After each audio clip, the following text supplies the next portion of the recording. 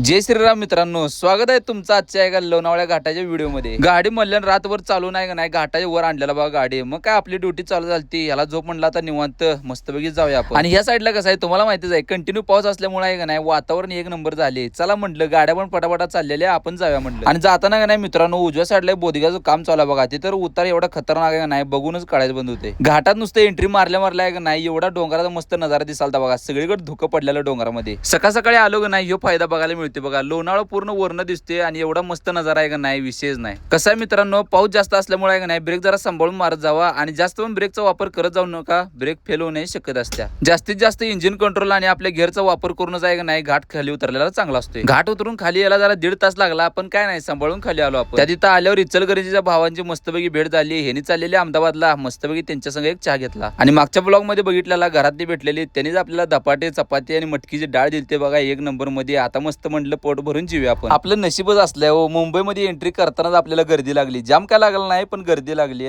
थोडं सिग्नल आपल्याला जाम लागालता, पण काय विषय नव्हता, चालतं जाम होता। टू व्हीलर वाले आडवी तिडवी येतात, त्यांचा एक त्रास होतच असतो आपल्याला। काय नाही, त्यांना दुर्लक्ष करायचं आणि जायचं। आणि मुंबईच्या बाहेर निघलो, सुरत हायवेला लागून सुद्धा आपल्याला थोडाफार जाम लागालता। उन्हाचं जरा हळूहळू रनिंग कव्हर करत आहे का नाही, 4:30 पर्यंत आपण महाराष्ट्र बरोबर आलो। इथं पण आपल्याला लागली बघा गर्दी। आता माझ्या तोंडानं गर्दी ऐकून तुम्हीच वैतागला आजला। इथं गर्दी तर आम्ही एवढं वैतागतोय का नाही, विशेष नाही। त्यात आमचं ब्रेक सेटिंग एक बिघडलेलं। कसं आहे, ब्रेक सेटिंगचा विषय घाट उतरल्यावर कळाला हो। मग काय पुढे आलो, ग्रीस तेन केलं, ब्रेक सेटिंग मारलो। इथं पुढे आल्यावर बघितलं भावाचा काय कागद सुटलेला मागणं। त्याला जाता जाता सांगितलं कागद सुटलाय म्हणून, जाऊ दे म्हटलं आता काय लोकलवाला असेल इथलाच। मग काय आलो बघा पंपावर गाडीत, म्हणलं मस्तपैकी जरा डिझेल टाकूया। डिझेल तेन टाकून झाल्यावर तोंड ते धुतलेलो, त्यामुळे जरा मूड चांगला होता। पुढे आल्यावर काय टायरानं मूड आणि बिघडवला, त्यात आणि चांगलं लिफ्टिंगच पंक्चर झालं। तर चला मित्रांनो, वेळ व्हायचा तसं झालाय पंक्चर मुळे। भेटूया पुढच्या ब्लॉग मध्ये। ह्यो कसा वाटला कमेंट मध्ये सांगा। जाता जाता फॉलोच्या बटनावर हाना तेवढं।